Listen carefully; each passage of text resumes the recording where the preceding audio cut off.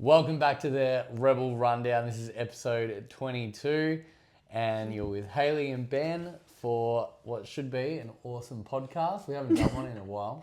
No, we haven't. The last one we did was with Neil, I think. Yeah, that was a while ago. Pre-quarterfinals? Post-open. Yeah. It's been a busy time, so. It has. We've been flat out, which has been good, but podcast is like hard to fit in. We need like a good chunk of time, uninterrupted. Yeah. There's been a lot going on behind the scenes, and it's been an awesome year. It's gone bloody quick already. So end of June. Yeah, we're gonna get into it. We're gonna do a little bit of a recap of some things, and then main topic today is going to be talking about energy systems and how we develop those with different workouts and strategies around those. So hopefully we can give you a better understanding of why you'll see certain formats come up and prescriptions around RPEs and those sort of things. I think it's definitely a good topic to talk about, especially with our new cycles that we've been doing, and there's lots of like different workouts and tests. So I think you guys will find it interesting. Cool. First, let's do our recap. It's not really a monthly recap. It's more like a quarterly. Yeah, quarterly, 3 monthly recap. So since our last cycle, we had Since our last podcast, we had quarterfinals, which was awesome. Heaps of members did that. I think everyone had fun. It went well. Yeah. It all ran really smooth, and I think most people had at least a couple of workouts that they enjoyed, or they thought they did quite well on. I think they were pretty accessible workouts. Like a lot of people finished them, and were able to achieve like heaps of bar muscle ups when they haven't really ever done them in workouts before, and they were just fun. So, and it was really awesome to see so many members like getting around each other and just like having a really good mindset around each of the workouts. So I thought it was really fun. And then obviously after that led to semi-finals. So Torian Pro. So myself, Ben and Cam all competed at Torian, which was awesome. I don't know. We often do like a podcast episode recapping Torian, so I feel like we should just do like a little mini one. I have a few questions just to, like, it was so fun. Like every year it's a little bit different. Obviously we've spoken about it a lot in the past, but yeah. Yeah, it is. And like obviously this year in particular, like myself competing and Hayley competing was a different dynamic to what we've done the last 2 years, and you don't exactly know how that's going to go because it is new, and I was like pretty on the fence whether I'd even compete, just not knowing like whether it would work well, and not just from like a coaching perspective, but also like the competing side of it and the logistics of like Hayley getting to where she needs to be on time and being there for her to help her prep, and then me being able to get to my workouts and the back and forth, and hopefully still having some little bits of downtime to chill out, and also some time to like watch some events and like enjoy the weekend as well. So it worked pretty well. Like I don't know that I'd do it again, just because I really enjoy the like for me personally, it's a cool thing to tick off, but I really enjoy the coaching side of it, and then I really enjoy like just hanging out, spectating, spending time with the members, which this year was very limited for me. Yeah, I think it was definitely, it worked way better than I thought. Like similar to Ben, like I was pretty skeptical. Like in the past, it's like we kind of go to the stadium, I'll like chill out for a bit, warm up, work out, and then we'll either leave or we just like sit and chill. Like I don't love like running around, and it's just quite tiring. So, but it actually worked really well. The way that the events were scheduled, at least for me, I think it was a bit more stressful for Ben, but like, I got to just kind of like chill out at home for a lot of the day. And then I actually got to watch majority of Ben's workouts at the stadium without like being there for ages. I feel like I got to hang out with the members a fair bit, and it all just went really well. And it was fun watching Ben compete. I think by the end, like, you could tell that you were getting a little bit tired. Oh yeah, I was a little bit checked out on the last day. Like I was ready to like switch into like obviously coaching, but like I'm pretty relaxed with the coaching side of it anyway. But I I was ready to like be able to put my feet up and like spectate in general a little bit more. And I had one workout to go that I wasn't particularly looking forward to. I knew it was going to be probably the most uncomfortable one of the weekend, and tried to tell myself that I would keep my focus and apply myself, and I probably did that for like half the workout, and then I just was like, I'm over this. Like I just want to go and grab a beer and like hang out with people and enjoy Hayley's last events and you know, Cam's last events, and and then switch off a little bit. So yeah, it was good though, and I'm glad I did it.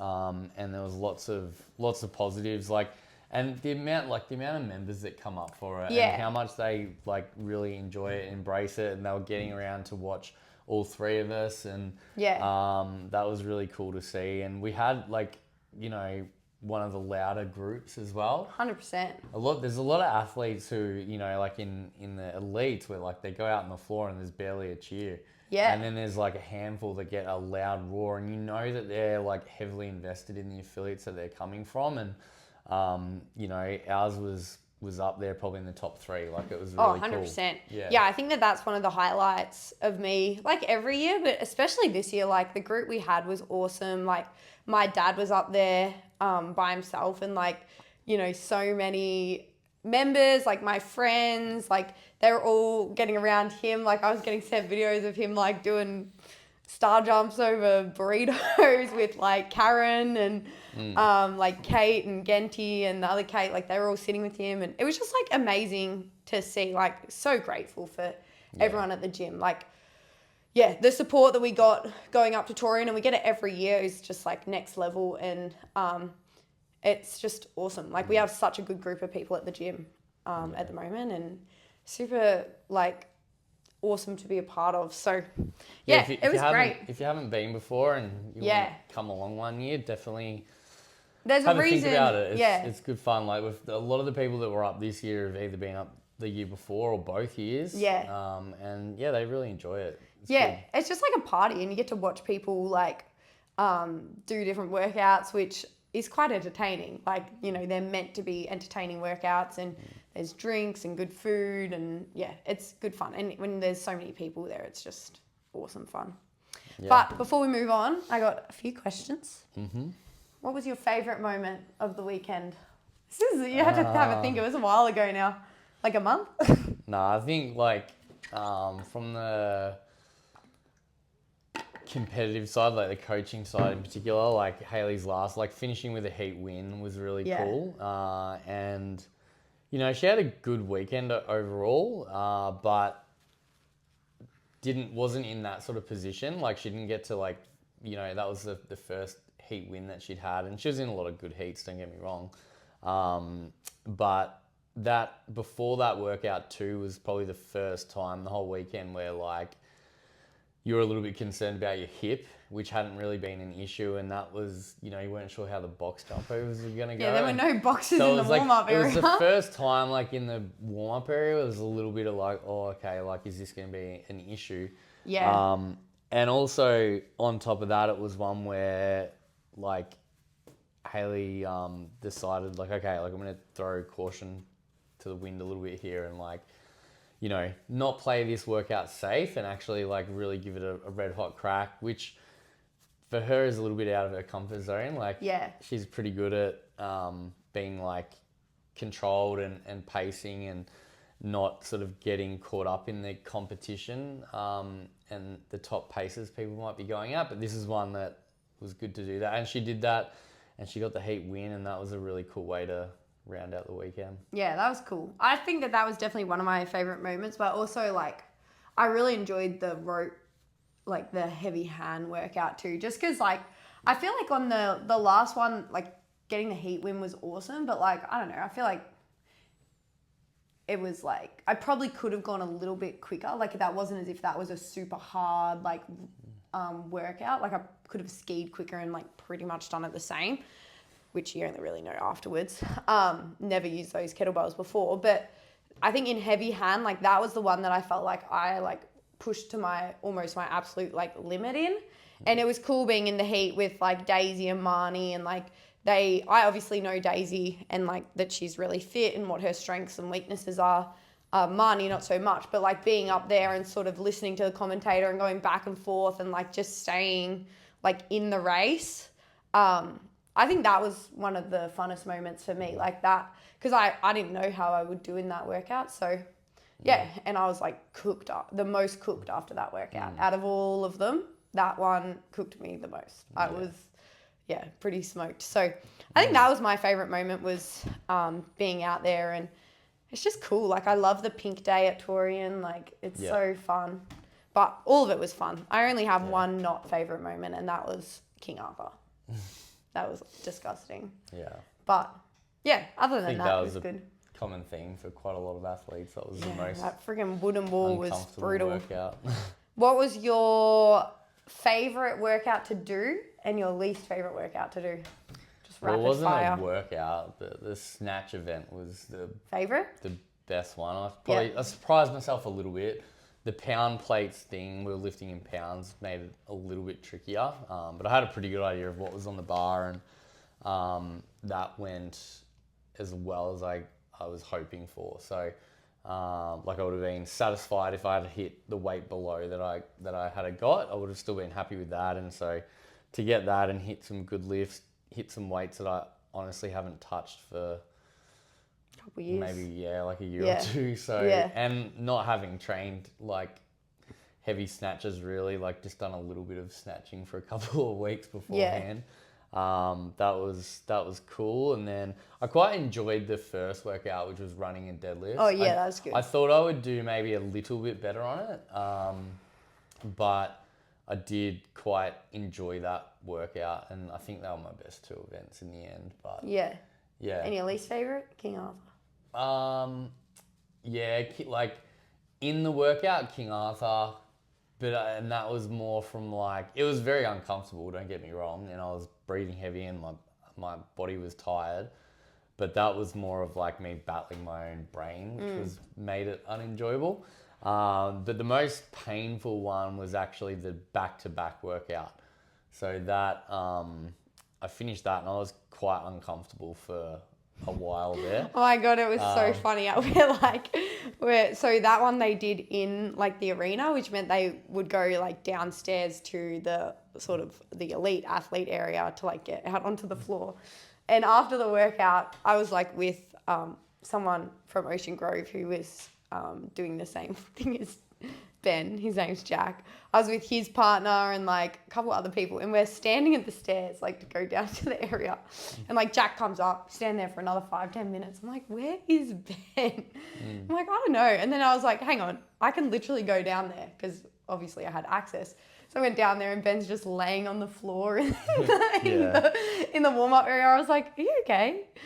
His abs were cramping. Yeah, I was uncomfortable, and I don't know why, like I felt like I could have had a sleep. Like I was so tired after it. Like it was weird. Luckily there was another guy in my heat who he was even worse. And he was I think he finished maybe 4th or something. Like he almost got a ticket to the games, and he was even worse than me. So I kind of felt a little bit better about myself. Like we went in and Ben's sitting on the bike, and I'm just like, I feel like I should go over and ask him if he's okay. He was like, he was laying there for like 20 minutes. Yeah. You might know him from the dance. Yeah, Moses with the cowboy hat. So funny. So that was the most uncomfortable. Funnily enough, after King Arthur, I was fine. Yeah. I wasn't really hurting at all. Yeah, well, you didn't go that kind of gave up in it. He took a nap on the floor at one stage. Yeah. So did I. I can't talk. I honestly went down on a burpee and I was like, I don't want to get up. Yeah. There's a funny photo. It'll be on Sugarwood soon. It's like Ben laying on the floor and the judge just like laughing at him. We were all kind of laughing at him too. I got to say that was like, and he knows this, but like that was a hard watch, because you could just tell you were so checked out. And I'm sure like you watching me do King Arthur was like the same. Like it just doesn't, you can tell when someone's not having a good time. And but anyway. Yeah. A lot of thoughts ran through my head. One was, man, this must suck to watch me right now. Another one was, can I fake a medical to stop the workout? Or do I just... Oh my God.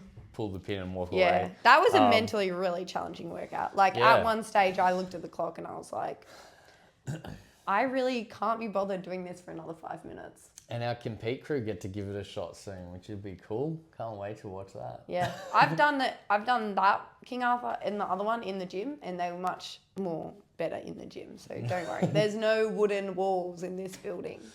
So I don't think that'll save them. anyway, All very right. good. I think my other highlight, actually, I've got two more. Oh, all right. The run up the hill, that was sick. That felt like I was at the CrossFit Games, like going on a bus and running up a hill. That was sick. And then we already spoke about this, but just, yeah, the members. That was my last highlight. Everyone up Yep. there. So, yeah, before we move on, massive thank you again to everybody who bought a supporter shirt, bought a raffle ticket, also just like sent nice Yeah, messages, encouragement, came up. support. People down at the gym, like it's so awesome coming home. Everyone's always like psyched and they like, it's fun for you guys to watch too. So yeah, massive thank you. Thanks to Yeah. Ben for being a great coach. Right? Thank you. Appreciate it. No worries. All right, moving on. Sweet.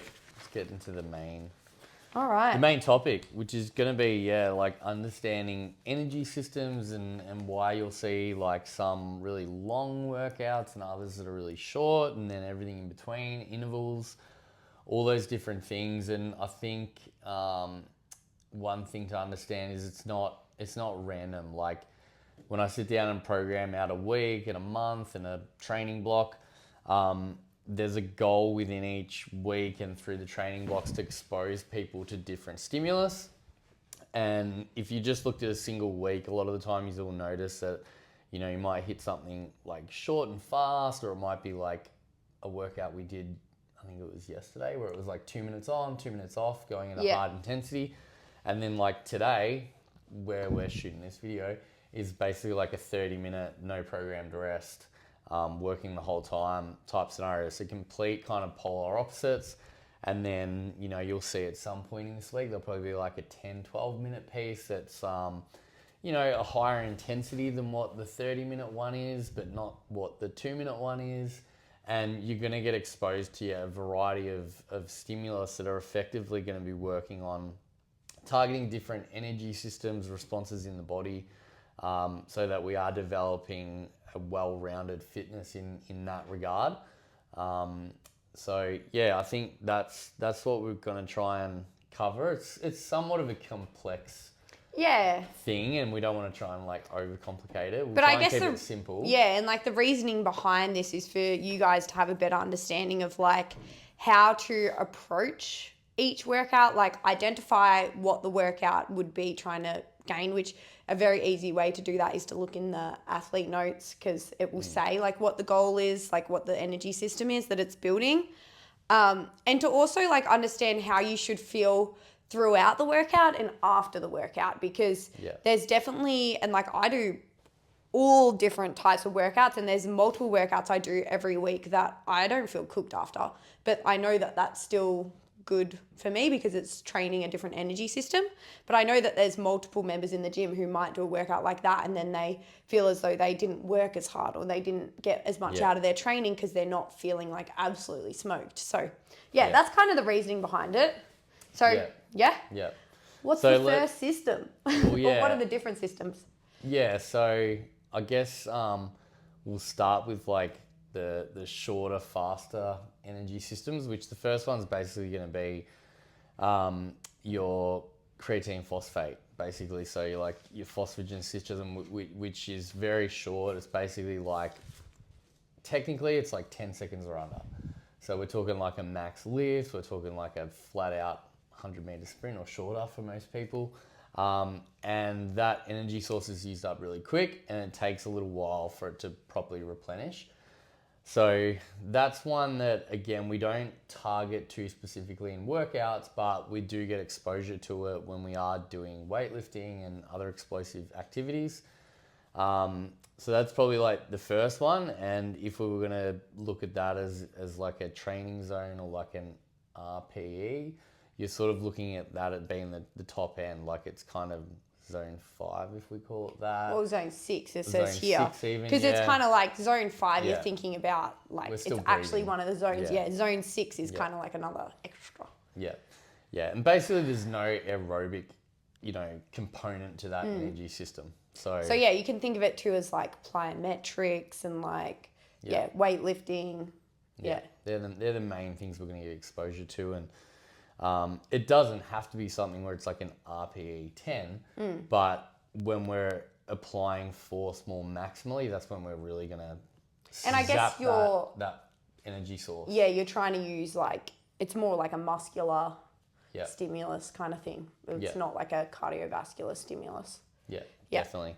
And then going on from there, we're looking at like VO2 max, which is a combination of like anaerobic, so using glycogen and carbohydrates in your body, as well as using your aerobic system, but it's predominantly in that anaerobic phase. So this is very high intensity. It's where we're going to see, like, let's say in our gym terms, like a lot of the time it's like working for 2 to 4 minutes at a really high intensity. And we're only going to sustain that if we're having adequate rest, which is usually like a 1-to-1 roughly. So that's where, like, when you guys see those 2 minutes on, 2 minutes off, 3 minutes on, 3 minutes off, or you're doing partner workouts where you're alternating full rounds, that's where we're kind of really going to be tapping into that energy system in a way that we're going to develop it. It can be tapped into in like a 10-minute workout, but if you go at that intensity first 3 to 4 minutes, you're then going to have a pretty significant drop off. Like, it's not in maintainable. your output. Yeah. And that's where, like, if you listen to the coaches when we talk at classes and we're like, don't go all out at the start of this because you're going to fade away. Yeah. That's the reason for it, because we're not trying to develop that system necessarily directly in those workout formats, but it's sometimes tempting to push yourself there because you're looking at the work in front of you going, oh yeah, I can like move through this at this kind of intensity. But it's like, can you then sustain that for another 4 minutes or 6 minutes, whatever it is? Yeah. Yeah. But it is one that we spend a fair bit of time in the gym. And then we're sort of going more into anaerobic, which is like your zone 4 lactate threshold. So this is muscle stamina. You are still going to be breathing, but again, it's still like using a lot of your anaerobic energy system. But there's a little bit more of a balance there between aerobic and anaerobic. And it's not kind of like, again, a lot of these energy systems aren't just one. It's just whether they're predominantly more one than the other. So would you say, like, back to the workout we did yesterday, 2 minutes on, 2 minutes off, was that like an anaerobic kind of stimulus? Yeah, right. Yeah, predominantly, yeah. People are going to breathe heavy, don't get me wrong. Yeah. But like, I think, and I didn't take the class, but I heard some feedback, like people were like, oh, my legs are zapped. Like, people's legs were blowing up. I think it was more muscular than aerobic. 100%. Even though it had like a row and box jump overs, like that was like muscular fatigue was cooking people more than their heart rate. Yeah. Yeah. Yeah, and here's the thing. It's like if you've got better cardiovascular fitness and aerobic capacity, you're going to do those 2 minutes at a hard pace without necessarily reaching as great a heart rate as someone else. But you're also going to recover quicker in between those efforts. And so, even though we're targeting, it's more toward the anaerobic side, someone with a good aerobic capacity, the workout might look and feel a little bit different. Yeah. And Hayley's a great example of that because she's so well developed aerobically that, like the longer something goes and the more intervals there are, usually just like the further she pulls away from the average person. And so, it's good to understand that, we're getting a variety of things in there. But when we look at, that workout in contrast to today's, which is much more like a zone 3 type scenario, it's still going to be muscle fatigue. You're still going to use your anaerobic system, but there's a much greater demand now on the aerobic pathway. Yeah. And how well you can, perform in a workout using that energy system. And again, for reference, today's workout's 5 rounds of an 800 meter run into pull-ups and then wall walks.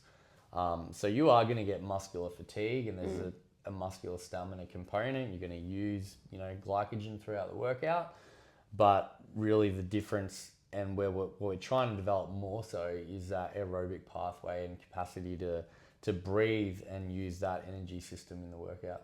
So just before we move on to the next one, how should you, what would you be feeling after each of those first 3 systems? So the weightlifting one, the the zone 5 one, and then this anaerobic one. What would you be feeling sort of during and after? Yeah, so obviously it depends on the workout, but just what movements are in there and things. But so a lot of the time, most people know, if you do a max lift, you don't necessarily feel super fatigued. You could be a little bit out of breath because, say you're doing a heavy clean and jerk or something, you're holding your breath a little bit, you put the weight down, you need to take a big breath of air in. But it's going to be more straining through something or trying to move fast. It's not necessarily largely you're oh, my muscles are cooked after that, or I need to have a lie down. It's not that sort of thing. You just know that you're going to be putting a huge amount of effort in a very short amount of time into something. And then when we're working in that zone 5 zone, you're going to be out of breath. Your heart rate's going to be jacked. You're going to have a large amount of muscular fatigue, lactic acid, things like that. They're the ones that they're the most kind of uncomfortable workouts to do. So again, it's working at a high intensity for 2 to 4 minutes, say. And then you're done. And then you're done. But it could be a little bit longer than that. It could be an 8-minute workout, and we spend 2 minutes of that in zone 3. And but then you build to it at the end. 4 to 6 minutes in that upper zone. And so that is going to feel absolutely horrible too. But again, it's when we program that 8-minute piece, it's not like we're saying this is all zone 4, zone 5. You got to build to it. Again. So, and this is where the nuance of knowing where you're at, understanding what the workout's asking, and then you being able to tap into that is really important. Because it helps you get better results. And also what Ben says, the zone 4 and zone 5, even though they're sort of anaerobic, sprinty style workouts, a lot of the time they also require pacing to allow yourself to actually get to that stimulus. So say the one yesterday, 2 minutes on, 2 minutes off, the first round, you're not doing an RPE 10.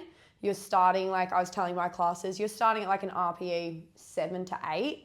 And then we want to try and maintain that pace. So as you're getting a little bit more fatigued, and you can even try and go a bit faster towards the end, but that's going to allow you to actually continue to work within that zone rather than going 10 out of 10, you do your 2 minutes and then you're absolutely smoked and you can't. That would kind of be working in the zone 5.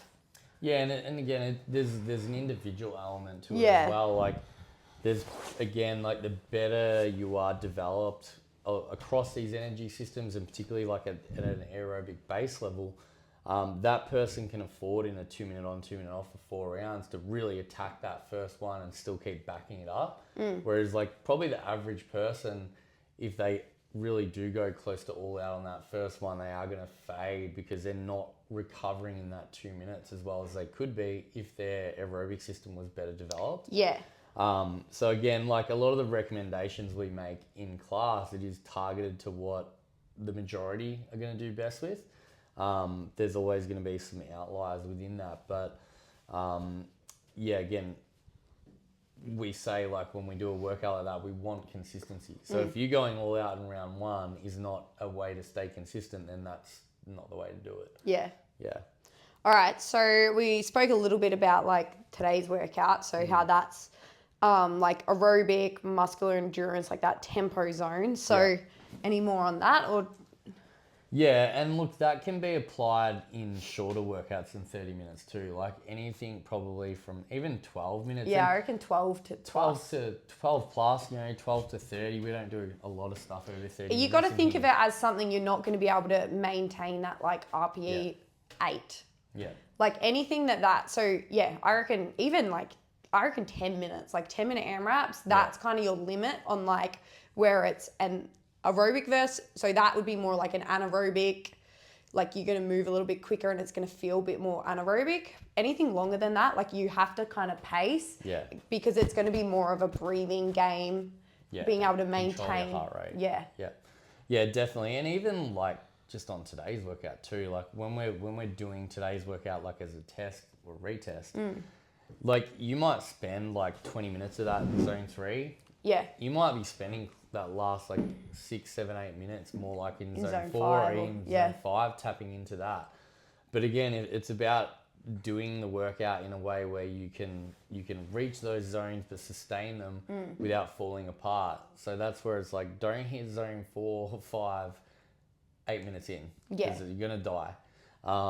And that's where the pacing component comes in. But again, like you're spending the first 15 minutes in zone 3, and then we creep into zone 4 and then zone 5. It's still primarily developing that zone 3 energy pathway. But we are obviously demanding a little bit more of the body towards the end of the workout. Yeah. So yeah, again, there'll be times too where like I'll program a workout that isn't crazy hard. It may not be crazy long, and you'll see the RPE being at like sometimes even a 5, but often like a 7. And when there's times, and I think tomorrow is actually an example of this. I think it's like on the minute. Yeah. I can't remember how long it is. 30 minutes. There's 30 minutes. 6 stations, 5 30 rounds. minutes. And I think it's like an RPE 6 or Yeah. something like that. So in that one, we kind of want to be floating between zone 2 and 3. And you're going to finish that kind of workout and like you've got a sweat on, you've been breathing relatively heavy, but you're by no means crashing on the floor at the end of it. You have not reached muscle failure or extreme muscle fatigue, and you should come out of that session feeling quite good. Yeah. And in that session, we are primarily working on the aerobic pathway. So there's some anaerobic in there, don't get me wrong, but that's not kind of the focus or the goal of that session. So it is important if you're training regularly, especially, and you want to be getting a good, well-rounded exposure and development of your energy systems, which is what you want. It's really important when we have a workout like that to actually try and follow it as it's written. And I do see a lot of the time people will, you got to remember where I'm probably trying to program a lot of the time is probably around the top 80%, around that mark, not to the very fittest in the gym, but above the average. And so when it says like do 15 calories in a minute or 12 calories in a minute, it's like we're programming zone 6. That means you should be able to achieve those calories in that 45 seconds or so, working at a fairly moderate intensity. Yeah. One that you can get off that machine, you are not completely out of breath, you're controlled, and you can move straight into the next movement with a short rest and then do that well. Which means for some people dropping the calories right down. Yeah, is going to work you in that system. So that's where it's like thinking about these systems is also a good tool to help you with scaling too. And I'm always explaining this to my classes. Like, if you can't do something like within a certain time frame, like just modify it, because then you're actually building the energy system that is intended. Whereas if you're sitting like, for example, back to yesterday's workout, if you were to do 12 cals and that's taking you 1 minute and 10 seconds, then you get off the rower and you do your box jumps and you get like 10 seconds on the dead ball at the end, like you're kind of turning that into like more of an aerobic workout, but then you're getting 2 minutes rest, so you're not really working that hard.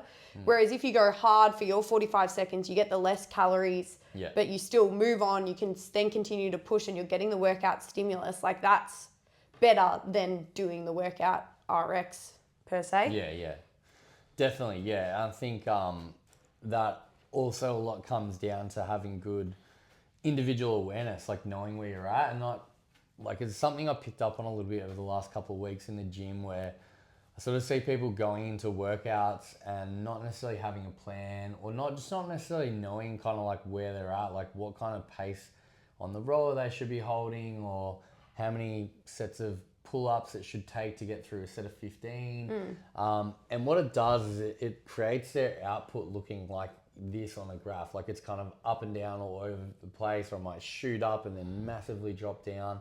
And we want, for the most part, our output to look fairly steady, like it gradually builds up and then it will peak at some point. Outside of some of those workouts where we go like, this is high output for a short time, rest, repeat, and so on. But most of the time we're looking for it to build up, steady off, and then potentially just peak up a little bit at the end is kind of a good goal for a lot of people. But you can't achieve that if you don't have a really good understanding of where you're at and know how I should approach a workout.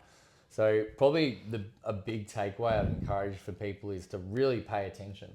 Like when you do a workout, and you do a set of 10 toast bar, it's like, was that really hard or was that comfortable? Yeah. If it was comfortable, then you know, hey, 10s for me a lot of the time in workouts I can do.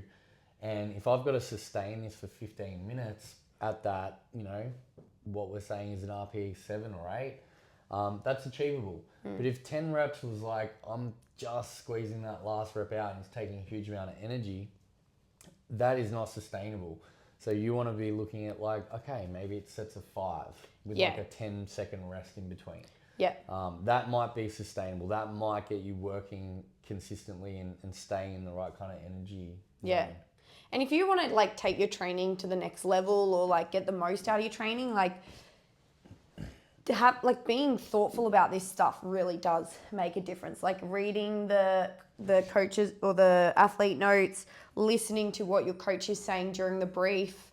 If you're unsure, asking questions, and then even reflecting afterwards. Like I know that this is kind of sounds like, do you really need to? Which a lot of people probably don't. But if you're trying to like maximize your ability and trying to improve, then like it's worth it. Like write notes in Sugarwad. We might make fun of you if you're like Ben and you write 700 paragraphs, but but no, like seriously, I encourage you to, even if you never read them again, like there's actually in Sugarwad now like personal notes, write down how it felt.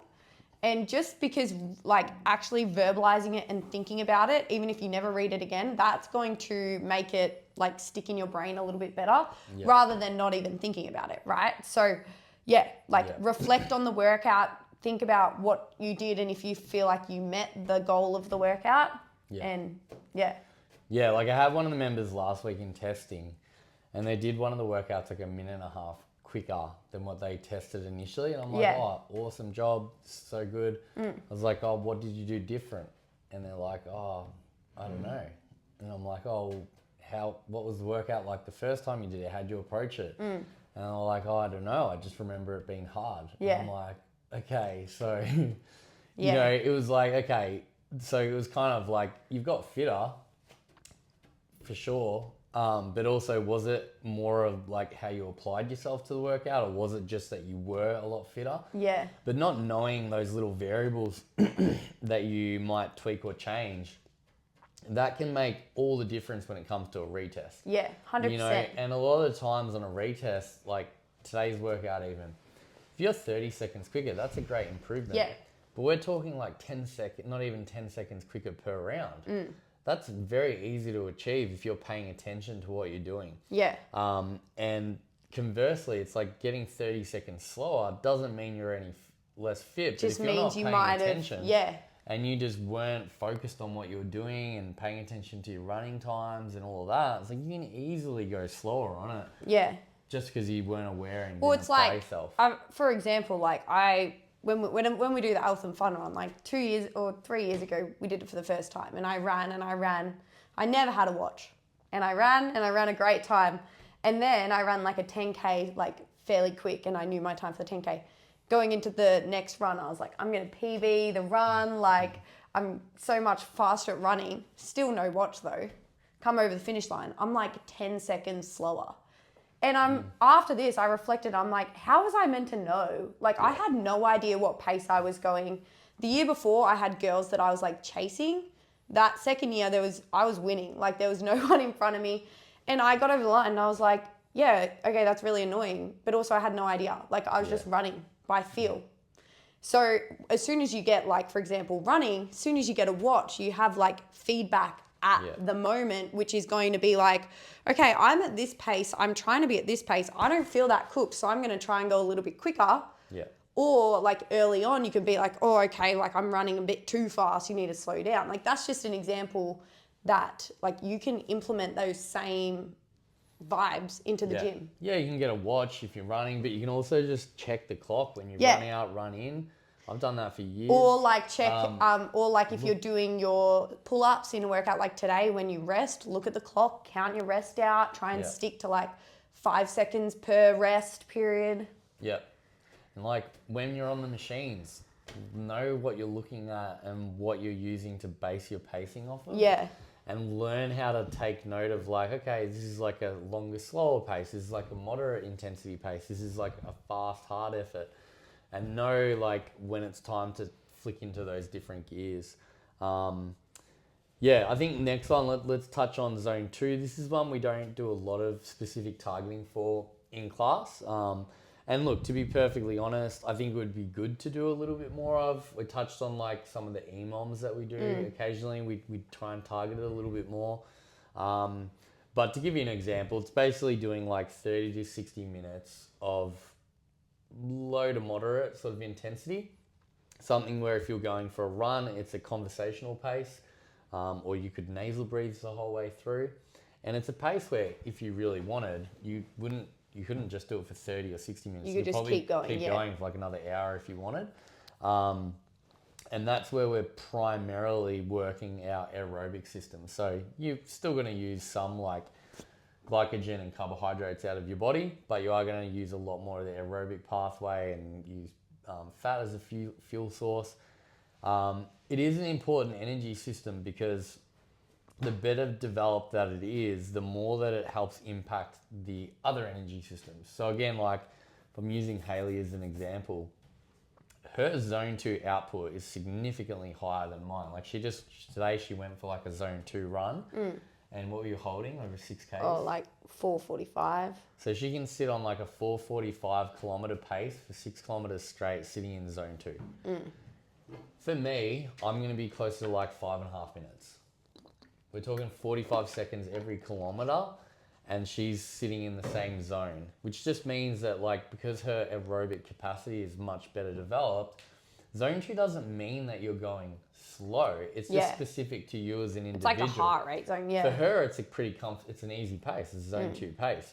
But there are members in the gym who can't run a single kilometer in that pace, and that's going like zone 5. Yeah. And so it's an important one to understand, but if we were to program it very specifically in the gym, it'd be like, pick a machine, sit on it for 30 minutes at a conversational pace.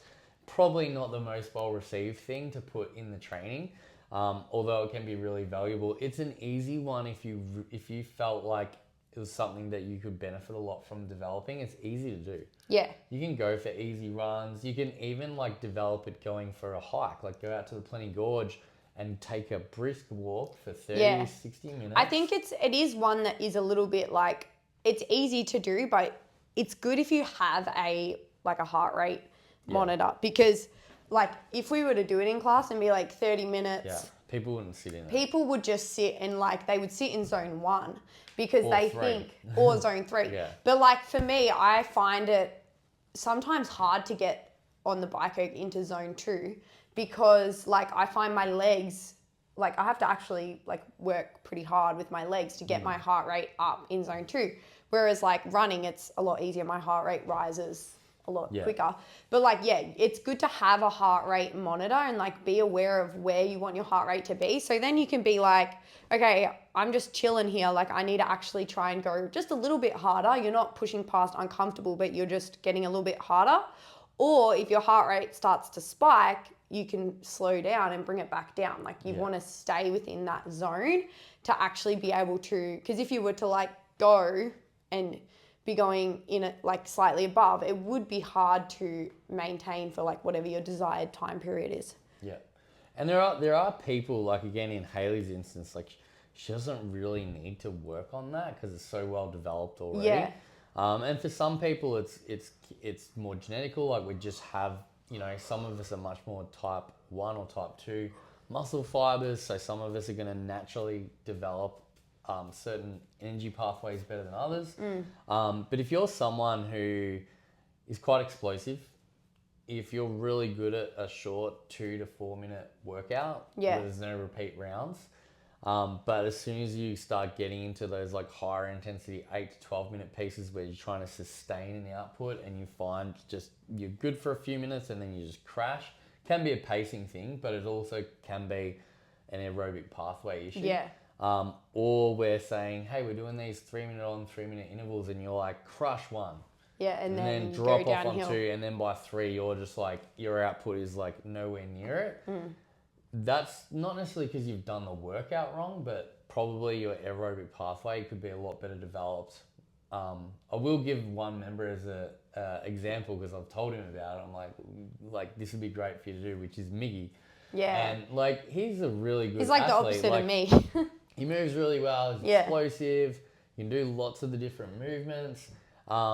But it's really hard for him. He has to, a lot of the time, to sustain an output in a workout, he has to go so slow at the start because he's capable of moving quick. But when he does, 3-4 minutes in, he's run out of energy, and his body's ability with that aerobic side just can't support it. Yeah. And so someone like that, if like he was to do once a week, do 30 to 60 minutes zone 2, if he did that for 12 weeks, he would definitely see, some sort of carryover into those other workouts and energy, systems. And an example of that, another member who has been working on this a lot is Lucy. She's training for a half marathon. So she's been running twice a week. And one of them's like shorter, like around 30 minutes, just chill, like completely zone 2. The other one is a little bit more like in zone 3. But like her workout today, she just like flew through it. Like she looked so effortless. Every single round was like the exact same. If not, she was running quicker.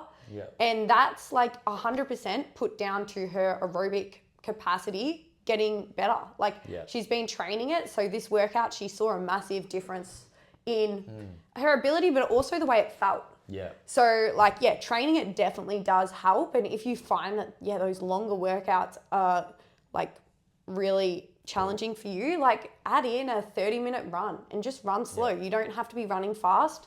You just it's just working within that energy system. Yeah. So it's a very valuable one and very valuable for people who lack in it. Yeah. For sure. But again, that's to give you a reason why we don't see it come up every week or even monthly. Like it's not there. I'll try and sprinkle something in that leans toward it. But you got to understand that it probably wouldn't get applied very well, and I think that a lot of people wouldn't really enjoy it. And look, you don't have to do it to get fit, by the way. And I think a lot of people too, like people who don't train as often, it's like they come in here to get a specific thing. Like we've got the equipment, you want to be coached, you don't want to just be sitting on a machine for ages. But it's a super easy one to add in yourself. If you're on a 3 per week, you add in a run at home. Even if you're unlimited, like post workout, if you go and jump on the bike for 10 minutes, and you can bring yourself into that zone 2 post a higher intensity workout. I know it's not 30 minutes sustained, but when you're doing it after some higher output stuff, you are again demanding that energy system to start playing its role, and so that still accumulates. It can help you with recovery too, but again, you are technically still training that energy system, and it will add up. So I think we've done a decent job of sort of covering them, and hopefully the last giving zone is zone 1, and that's your nice leisurely walk. That's going for like a walk on like flat, where like you are not getting your heart rate up virtually at all. So that's the one that we don't want to. If you were doing a specific zone 2 piece, you don't want to just be sitting on the bike at like 3 minutes per 500 meters, like just not even feeling it. Like you do want your heart pumping in zone 2. Zone 1 is like it's like recovery zone. Your breath rate hasn't picked up virtually at all.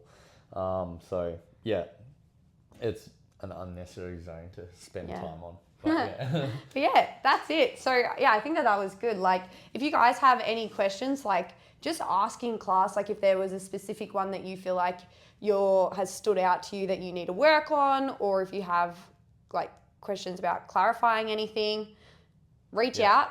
You can also look in the athlete notes. That will give you, like, a lot of the time, if you just put a little bit more effort into like reading, writing stuff down, just thinking about stuff, you'll gain more understanding and it will bring more purpose to your training rather than just being like, I want to get fitter, I want to get stronger.